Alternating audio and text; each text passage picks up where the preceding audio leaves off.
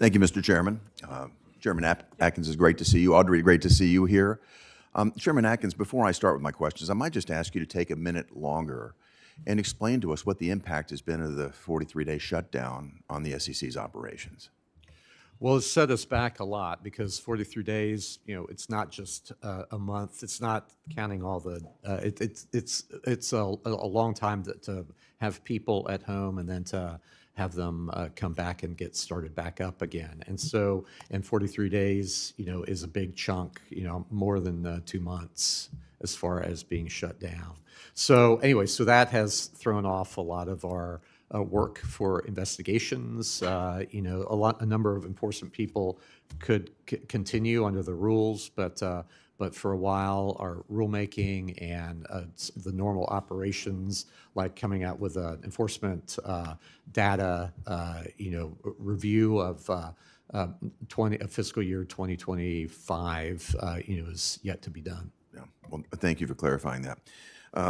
Chairman Atkins, is something I've wanted to talk to you about on public record for some time. It has to do with the proxy advisory firms.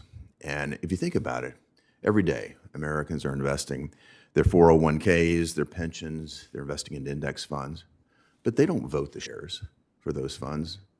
Their money managers don't even vote the shares. Those shares are in effect being voted or being dictated by a duopoly of foreign-owned enterprises known as proxy advisory firms.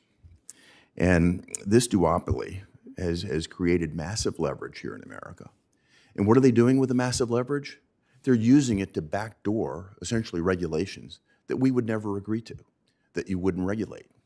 And so I think we take just a specific example. Consider say-on-pay. Dodd-Frank dictated that say-on-pay should happen once every 3 years. But the proxy advisory firms decided that they want it to happen once a year. They triple that. And if you don't do it, you suffer the consequences of their recommendations. I served on a New York Stock Exchange board that was attacked over say-on-pay by one of these advisory firms.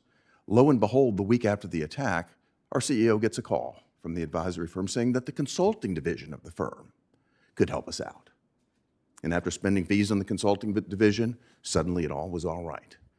The conflict of interest here is enormous, and the abuse of power is very, very clear. Now we're seeing another example. The SEC recently clarified when companies are able to exclude certain shareholder proposals.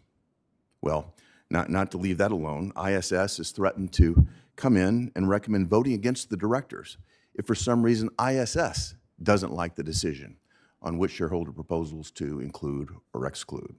Again, far beyond what the SEC has been calling for, backdooring more regulations. The pattern here is clear. Congress and the SEC set the rules, and the proxy cartel does whatever they want to backdoor alternatives to those rules. And what's the result on the American public? Well, it increases compliance costs, clearly. It diminishes capital formation, and frankly, it decreases and diminishes the attractiveness of going public here in America. And it makes everyday Americans suffer the financial consequences of ideologically driven and economically unfounded corporate decisions that are resulting from these malicious proxy advisory recommendations. So, Chairman Atkins, I'd like to know what you feel, what concrete steps could be taken to prevent these proxy advisors from using their market dominance to become de facto regulators here in the U.S. market.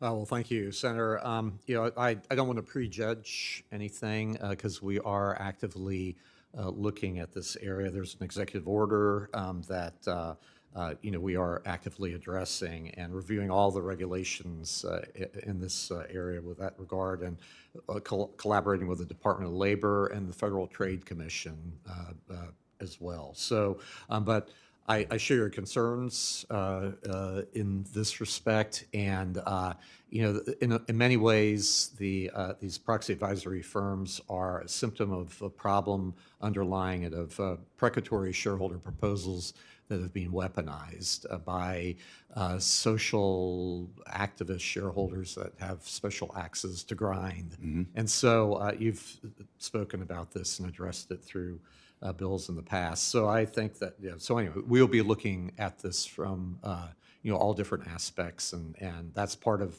part of the goal that I have to make IPOs great. I very much encourage you to continue to take a very hard look, and thank you for taking a broad-based look across the entire government at the effect of these organizations. And just to make clear, since June of last year, I've been calling on our antitrust regulators to take a very hard look at this foreign-owned duopoly and the market dominance that they're exercising to damage U.S. markets. Thank you. Thank you, Mr. Chairman. Yes, sir. Senator Warner.